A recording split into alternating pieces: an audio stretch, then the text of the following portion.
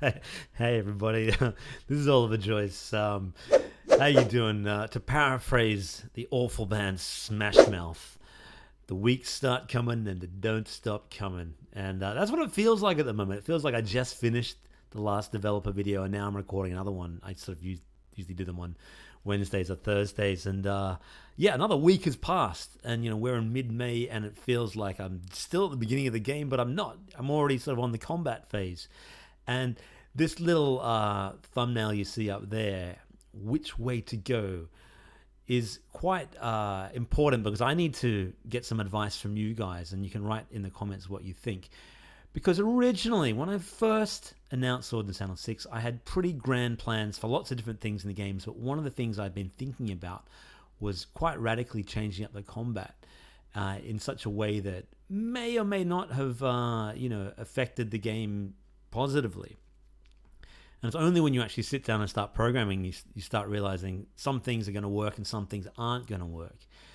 Now, what I'm talking about in particular is I had announced a plan to have combat play out almost in sort of the same time. So you'd be able to string together moves. So imagine if I'd be able to have a gladiator that had almost like an action points bar where you'd go, this many action points I can do attack, step back, block.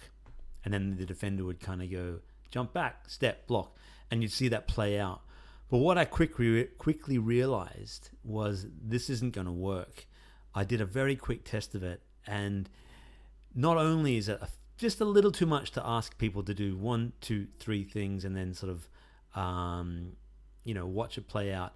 When it actually plays out, it's quite confusing because you're sort of trying to watch your gladiator to watch the other gladiator, and you start thinking, what did I do? And I moved back, he moved forward, but I then tried to jump and he was attacking.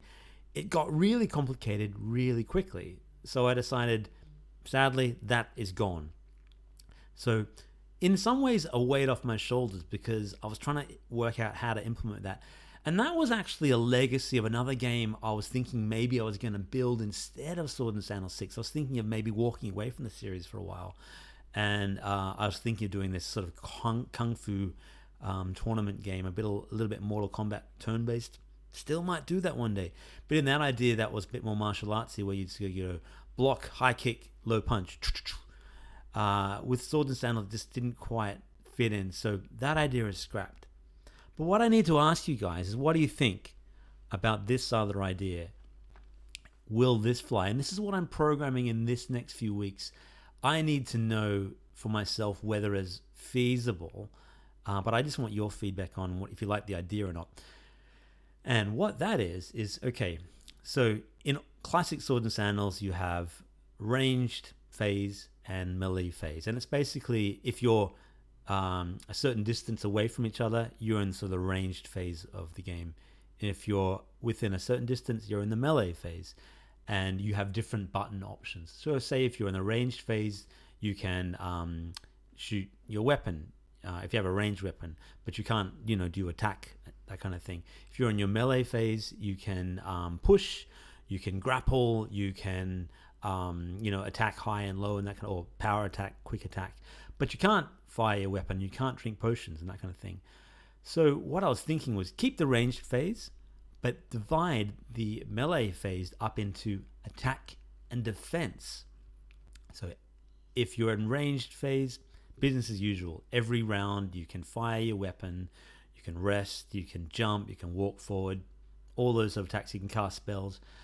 But if you're in the melee phase, every alternate phase will be either you on attack or you on defense. And how it will play out was you'll see your battle button circle, and you'll see options that only relate to attacking or defending, or certain options that will impact both. And it's quite hard to explain sort of on camera, and that's why I have to sort of work it out in my head how it's going to play out. But imagine, and I've already done this, you have a battle button system with, you have your jump, you have your walk forward and you walk back, and down the bottom you have your rest, plus a few other options. But you have your 3 attack buttons in front, and you have no block button, you have nothing like that. And then you press attack, and then you go, attack. and your defender will go, right, whoa, block, or whatever. Then that phase is done. That's kind of your classic swords and sandals. But the defense phase happens next. And all of a sudden, those attack buttons are gone. And instead, now you have the option to defend. And how this plays out is, and here's one more component, sorry, this is quite confusing. You no longer have power attack, medium attack, or quick attack. You have high, as in attack the head, medium, attack the torso, or low, attack the legs. And when you defend, you can defend high, medium, low. And or shield block, which can basically block everything, but shields will have a certain durability that they'll break. That's another point altogether. So when you're in defense, you have to decide, is he going to attack my head, my torso, or my chest? And, that's basically a 33% chance. It basically eliminates the sort of attack and defense stats where you sort of have a 56% chance or whatever. It always feels kind of random. I feel like this gives you a little bit more agency. But what it also allows me to do is, say in the attack phase, you can rest without punishment because your defender is not going to attack you. You can step back without a punishment.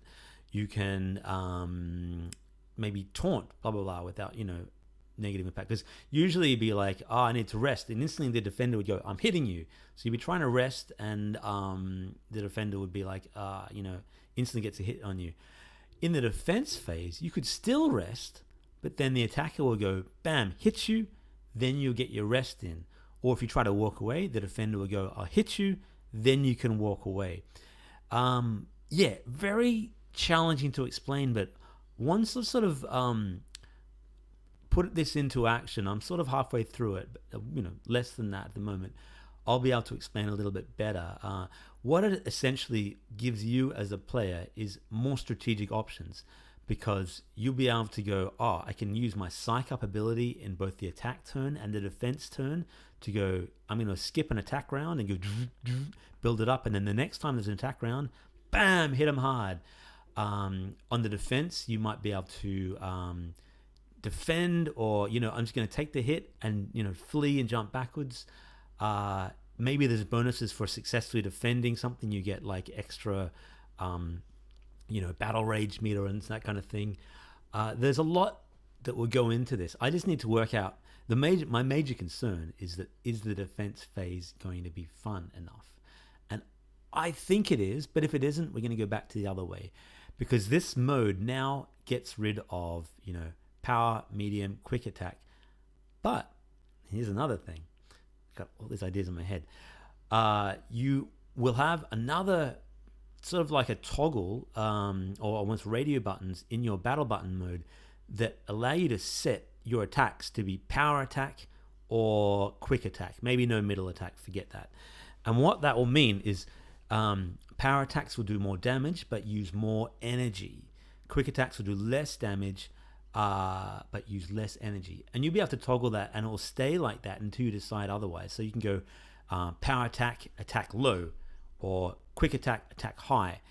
And because your enemy will be able to do the same, it becomes a strategic battle of like, I'm running out of energy here, I might just do a quick attack. And stamina, of course, plays out in the need to rest and that kind of thing.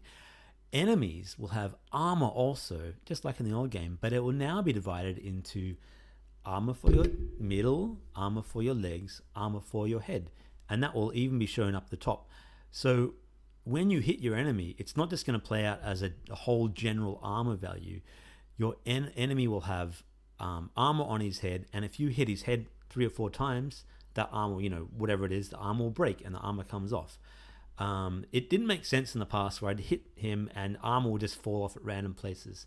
It sort of represented the whole of the armor. But now having these, so if you buy a helmet, it affects your head area. If you buy shoulder guards, maybe that affects your head as well. But the torso, gauntlets, that all affects the middle. Legs, your boots affect the lower half of you. So by having this, you basically go, I know my enemy is weak in the legs. He doesn't have much armor there. I'm going to do low attacks.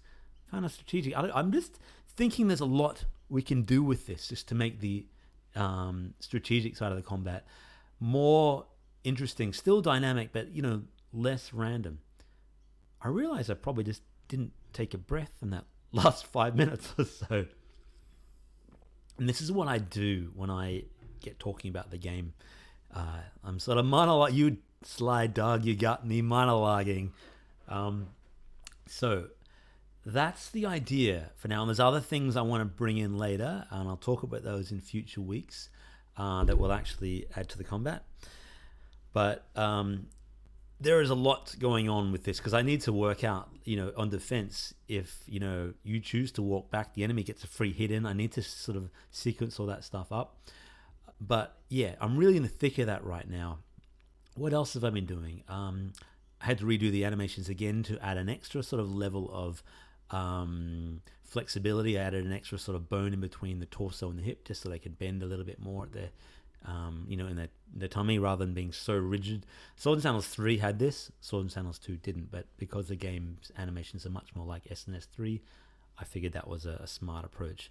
I also have a nice dynamic sound fading in and out, at key moments. In Godot is really cool and very flexible in that, you can do lots of editing and plugins and so on, but by default, when you change scenes from the character creator scene to the the arena scene or whatever, it would just cut the sound off if you were halfway through playing a song, and I didn't want that. So I had to sort of build my own little sort of plugin for the sound just to have it streaming as a scene ends, another one fades in. I can now tween in between the different songs, and that's quite nice. It's a subtle thing most people won't notice, but you don't really want your sound to just instantly cut off and another song to start.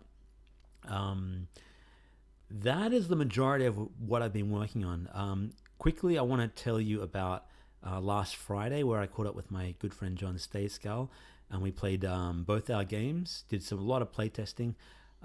He was really encouraging and positive about what he thinks Sword and Sandals 3 is like. Sword and Sandals 6 is like.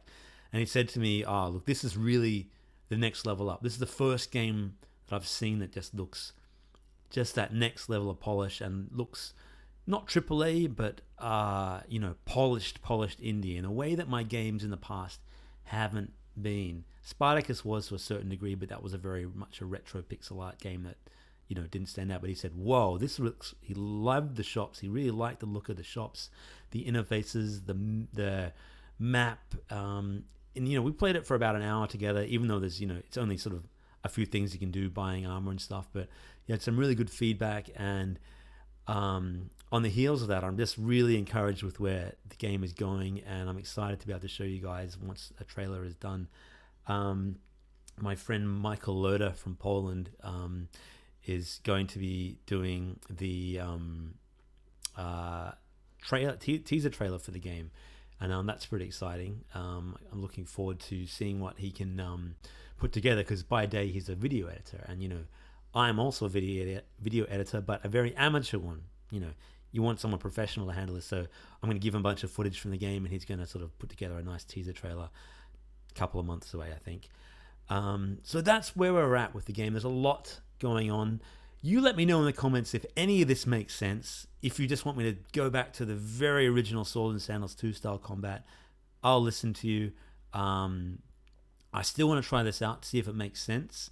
I just wouldn't mind getting away from the sort of the, done to death power attack, quick attack, that kind of thing, just because I think there's something more I can do without compromising the game too much.